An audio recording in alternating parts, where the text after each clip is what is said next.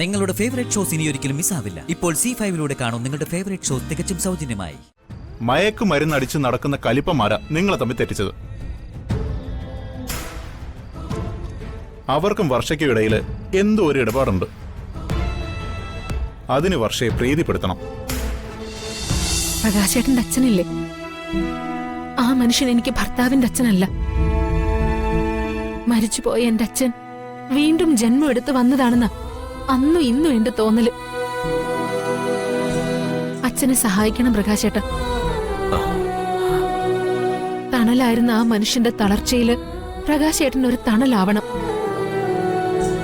എന്തിനാച്ചൻ ഒരു പുരുഷായുസ് മുഴുവൻ പാടുപെട്ടുണ്ടാക്കിയ പണം മനോജിന് കൊടുത്തത്? അവനത് സൂക്ഷിക്കുന്നു വല്ല ഉറപ്പുണ്ടോ അച്ഛന്? പ്രകാശേട്ടാ, അച്ഛൻ... സുയിത്രേ, ഈ അച്ഛന്മാരെ വെറും പാവങ്ങളാ. പകലന്തിയോളം പണിയെടുത്തിട്ടാ വീട്ടിൽ വന്ന് കയറുന്നത്. വെയിലും മഴയും കൊള്ളുന്നത് കുടുംബം പോറ്റാനാ, മക്കളെ നല്ല രീതിയിൽ വളർത്താനാ. എന്റെ ഓർമ്മയിൽ അച്ഛൻ നല്ലൊരു മുണ്ടും ഷർട്ടും വാങ്ങിയെടുത്തിട്ട് നാളുകളേറെയായി. വാങ്ങിയെടുക്കാൻ ആഗ്രഹം കാണും ആ പാവത്തിന്.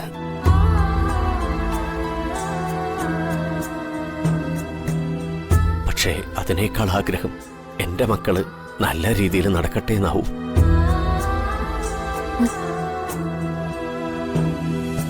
എല്ലാ ആഗ്രഹങ്ങളും ഉള്ളിലൊതുക്കി നടക്കുക ആ പാവം എന്റെ അച്ഛൻ. ആ അച്ഛനും മറ്റാരേക്കാളും എന്നെ ഇഷ്ടം. കാരണം എന്റെ അച്ഛനെ ആദ്യം അച്ഛാന്ന് വിളിച്ചത് ഞാനാണല്ലോ.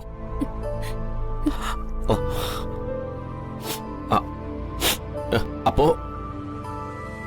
അപ്പച്ചന്റെ പ്രിയപ്പെട്ട മകനും ഞാനല്ലേ? അതിലെന്താ സംശയം? ആ അച്ഛനെ ഞാൻ വേദനിപ്പിച്ചിട്ടില്ലേ? ആവശ്യമില്ലാത്തതിന് കണക്ക് പറഞ്ഞിട്ടില്ലേ? ഞാനൊരു ദുഷ്ടനാ, ചതിയനാ. അച്ഛനോട് വിശ്വാസവഞ്ചന കാണിക്കാൻ മുതിർന്ന ചതിയൻ.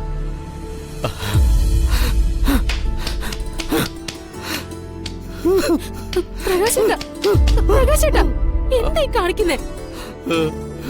ഒന്നുമില്ല, ഒന്നുമില്ല, ഒന്നുമില്ല, ഒന്നുമില്ല, ഒന്നുമില്ല.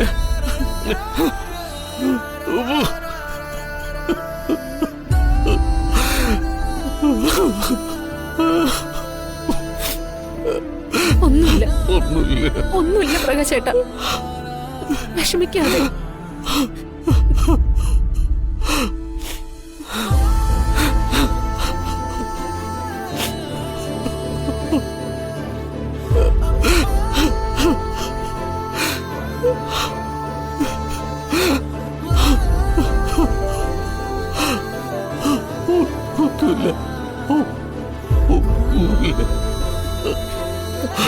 അപ്പോ ഉള്ളുകൊണ്ട് എന്റെ പ്രകാശേട്ടൻ പാവല്ലേ?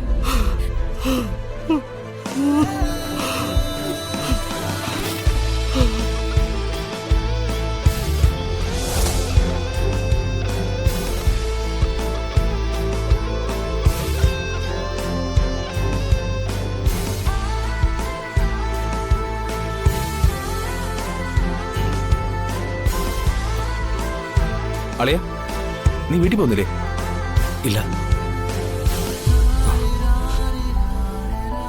വർഷയുടെ പെരുമാറ്റം എന്നെ അത്രയ്ക്ക് വേദനിപ്പിച്ചു. മനസ്സാകെ താളം തെറ്റിയിരിക്കുക. ആ അവസ്ഥയൊന്നും മാറിക്കിട്ടുന്നവരെ വീട്ടിൽ പോയാൽ ശരിയാവില്ല. അച്ഛന്റെ ചോദ്യശരങ്ങളെ നേരിടാൻ വയ്യ.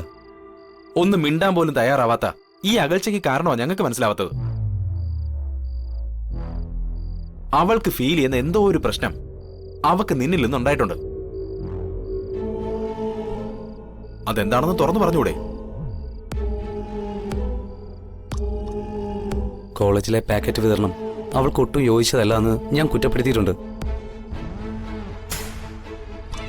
അല്ലാതെ മറ്റൊരു പ്രശ്നവും ഞങ്ങൾ തമ്മിലില്ല. അളിയ, മയക്കുമരുന്നടിച്ച് നടക്കുന്ന കലിപ്പമാരാ നിങ്ങളെ തമ്മിൽ തെറ്റിച്ചത്. അവർക്കും വർഷയ്ക്കും ഇടയിൽ എന്തോ ഒരു ഇടപാടുണ്ട്. അതിന് വർഷയെ പ്രീതിപ്പെടുത്തണം. അതിനുവേണ്ടി എന്തോ ഒരു നുണബോംബ് നിനക്കെതിരായിട്ട് അവർ പൊട്ടിച്ചിട്ടുണ്ട്. അതിനും സാധ്യതയുണ്ട്. നിന്റെ മനസ്സിൽ വർഷയ്ക്ക് ഇപ്പോഴും ആ പ്രണയിനിയുടെ സ്ഥാനമാണ്. ഒരുപക്ഷെ അതാവും പ്രശ്നം. ഒരു കാര്യം നീ ഓർക്കണം ശ്യാമേ, വർഷ ഇപ്പൊ വിവാഹിതയാണ്. ആ സത്യം നീ ഉൾക്കൊള്ളണം. അത് ഉൾക്കൊണ്ടേ ഞാൻ അവളോട് പെരുമാറിയിട്ടുള്ളൂ. മറ്റൊരു കണ്ണുകൊണ്ട് ഞാൻ അവളെ കണ്ടിട്ടില്ല. എടാ, എനിക്ക് വർഷയോടുള്ള സ്നേഹം അതിലൊട്ടും കളങ്കയില്ല. നിങ്ങളോടുള്ള സ്നേഹം തന്നെ അവളോടും. അത് നിങ്ങൾ തിരിച്ചറിയുന്നില്ലെങ്കിൽ പിന്നെ നിങ്ങൾ എങ്ങനെ എന്റെ കൂട്ടുകാരാവും?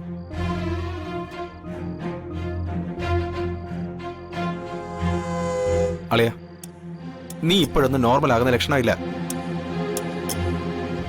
എല്ലാം നേരെയാക്കി എടുക്കാൻ ഒരു മാർഗേ ഉള്ളൂ. നമുക്കൊന്ന് കൂടാം. എടാ, 2 പെഗ് അകത്തെല്ലുമ്പോ എല്ലാം അങ്ങ് മാറും. വേണ്ട, മദ്യപാനം ഒന്നിനും ഒരു പരിഹാരമല്ല. എനിക്ക് മദ്യം വേണ്ട. എന്റെ ജീവിതത്തിന് ഇന്ന് വ്യക്തമായൊരു ലക്ഷ്യമുണ്ട്.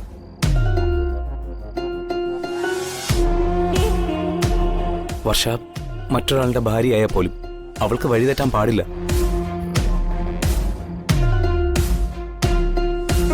അവൾക്കൊരു സന്തോഷമായ ജീവിതം ഉണ്ടാവണം. അതിനുവേണ്ടി ഞാൻ എന്ത് ത്യാഗവും സഹിക്കും. നീ ത്യാഗം സഹിച്ചോണ്ട് അവിടെ ഇരുന്നോ. ഹോസ്റ്റലിന്റെ മതിൽ അടിയാലേ ഒന്ന് ഉഷാറാവുള്ള സ്ഥലമായി.